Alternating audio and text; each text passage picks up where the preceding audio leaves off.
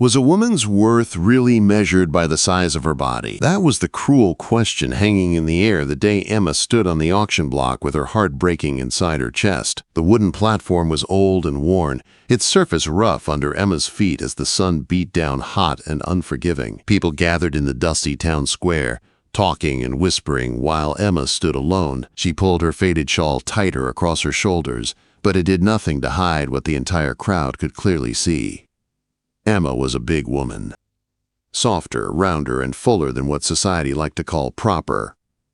Her size had been used as a weapon against her for years, and now it was the reason she was being sold like an unwanted object. The auctioneer's voice rang out over the crowd, loud and careless, as if he were selling a cow or a sack of grain.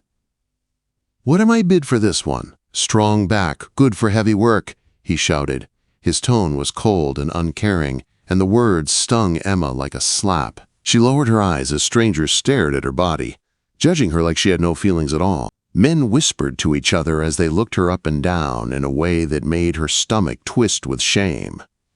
"Too big to be a wife," one man muttered. "She'll eat twice as much as she's worth," another said with an ugly laugh. Emma tried not to cry. She wanted to disappear, to hide, to not exist long enough for this nightmare to end. Her stepmother had told her this was the only way to settle her father's debts. "She's too big to find a proper husband anyway," the woman had said, her voice sharp and cruel. "At least this way she can be useful to someone, and we can pay what's owed."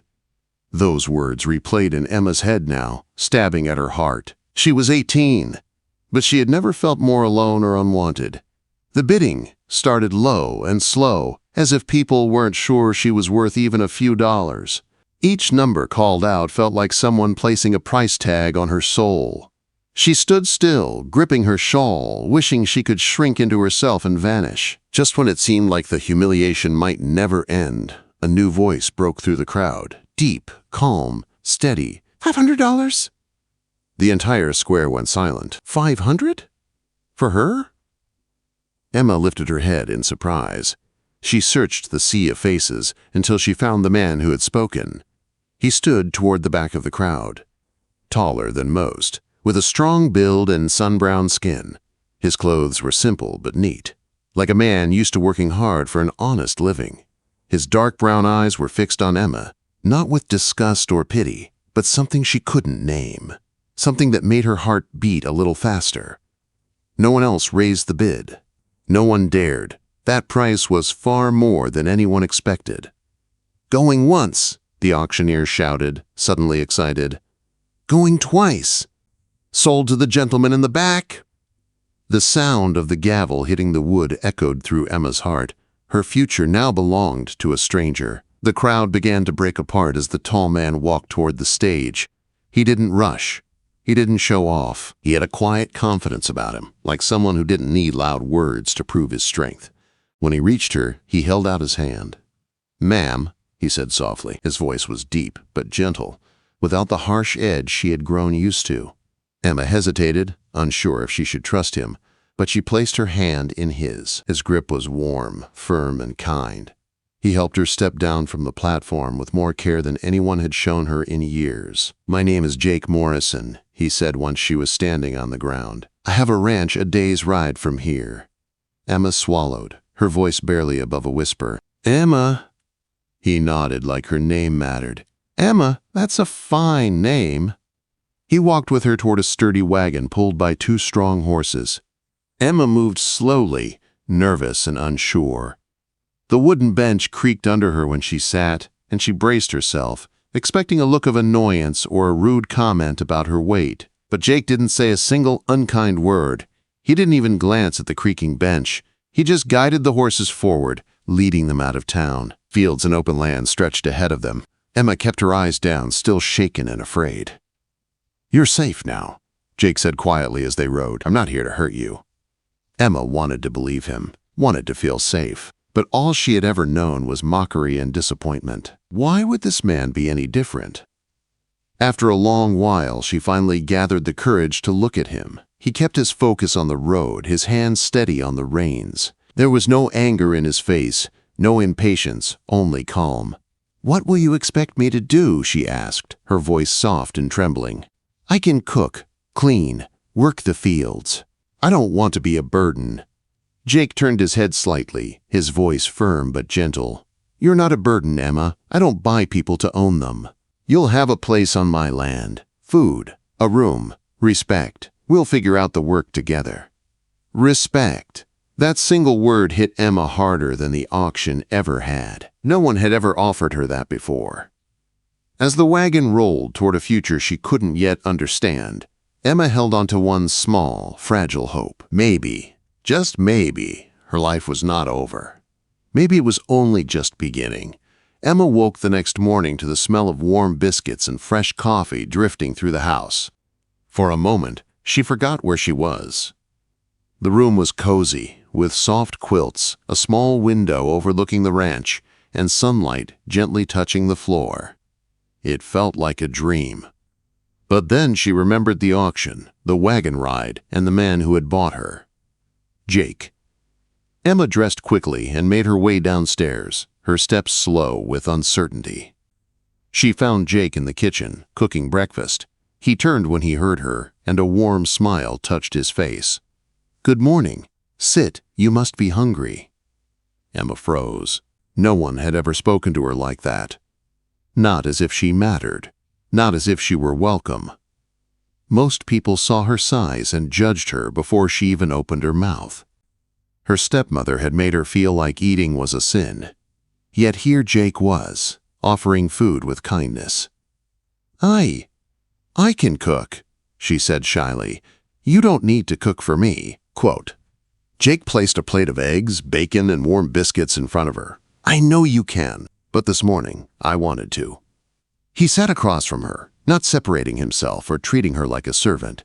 He ate at the same table, with the same food, like equals. Emma kept her eyes low as she ate, expecting him to judge how much she ate or how she looked while eating. But Jake didn't stare. He didn't comment. He just talked to her like a person. After breakfast, Jake showed her around the ranch. The land was wide and beautiful, with green pastures stretching to the tree line and cattle grazing peacefully. Emma took it all in with quiet awe. "You can help wherever you feel comfortable," Jake said, "inside the house or outside with the livestock. You choose, I won't force you." Emma blinked in surprise. "But you paid so much money for me. Don't you expect something in return?" Jake stopped walking and looked at her directly. His brown eyes were warm, steady, and sincere. "Emma, let me make something clear. I didn't buy you to own you. I bought your freedom. I saw the way they treated you. No one deserves that." Her throat tightened and she had to look away. No one had ever protected her before. That afternoon, Emma helped Jake in the barn. To her surprise, the animals loved her.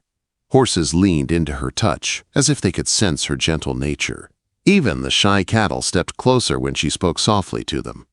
"You have a natural way with animals," Jake said, watching her. "That's a gift, Emma." Her heart warmed at the praise, small as it was. She wasn't used to compliments. She wasn't used to being noticed at all, except for the wrong reasons. As the days passed, life found a quiet rhythm. Emma cooked meals, helped with chores, and took care of the animals. Jake worked beside her, never making her feel slow or less capable. If she struggled with something, he helped without a word of complaint. When she did something well, he noticed and let her know. For the first time in her life, Emma felt useful, without being shamed for it.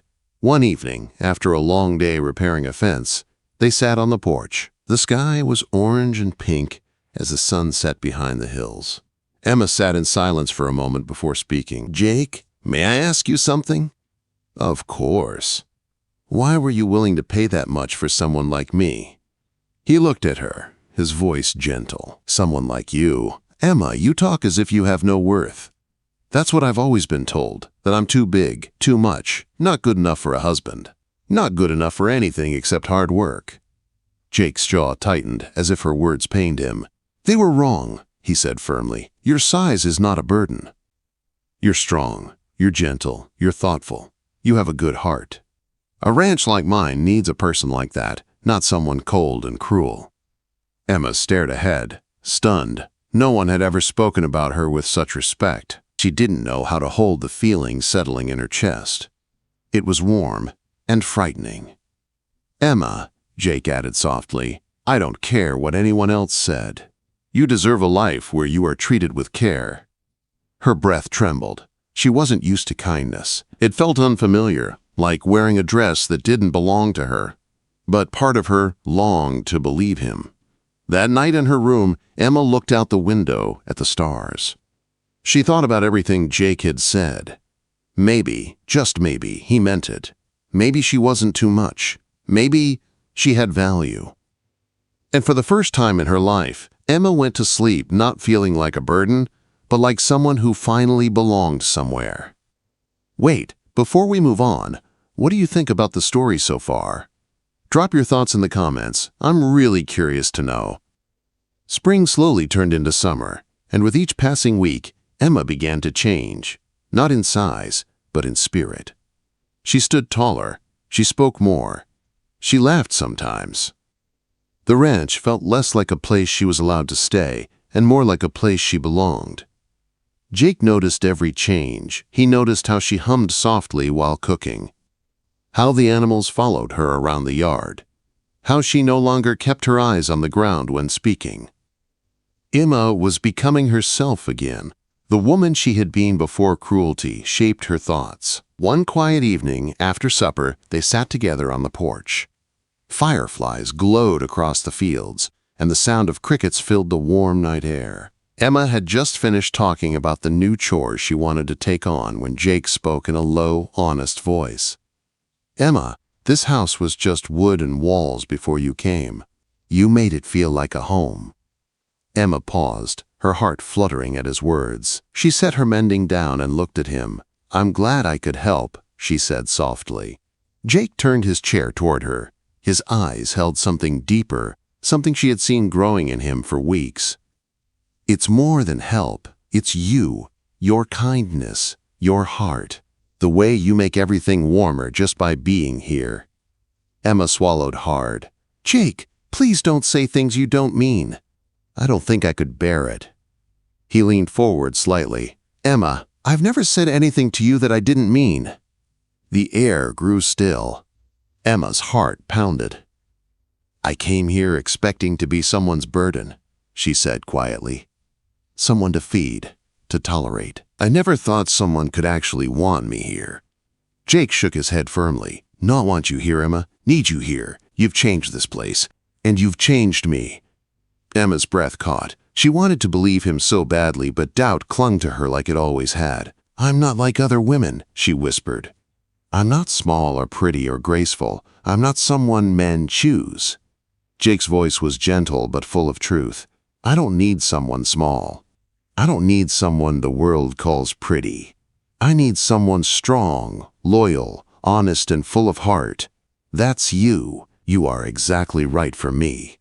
Emma felt tears slide down her cheeks, but they weren't tears of pain. They were tears of release. For once, she wasn't being tolerated. She was being chosen. Jake reached out, taking her hand in his. She didn't pull away this time. "Emma, I don't want you to stay here because you think you owe me. I want you to stay because you want to, not as a worker, not as someone I rescued, but as the woman I care for." Emma's voice was barely a whisper. "Jake, what are you asking?" Quote.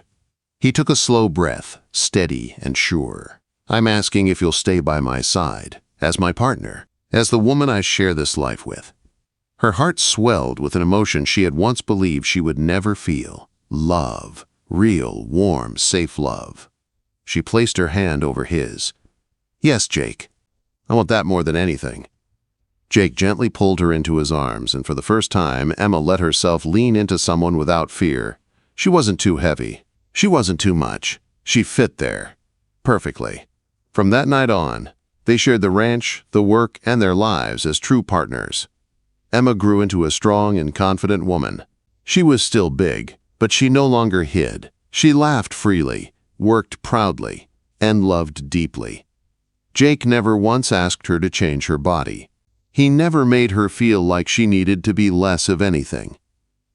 In his eyes, she was already enough. Over time, the people in town saw the change too. When Emma walked beside Jake at the supply store, she held her head high, and Jake held her hand proudly, as if he had the most precious treasure in the world. Some folks whispered at first, but whispers faded when they saw how strong Emma and Jake stood together. Their ranch became known not just for success, but for the warmth inside its walls, a place built not on judgment, but on respect. Years later, Emma sometimes thought back to that auction block. She remembered the sun, the shame, the cruel voices. But now she remembered something stronger. The moment Jake looked at her and saw worth when no one else did. She had been sold for being too big. But the mountain man who chose her, the one who picked her up and told her she was just right, had given her the one thing she never had before. A life where she was loved exactly as she was. And Emma never forgot that love had saved her in a way nothing else ever could.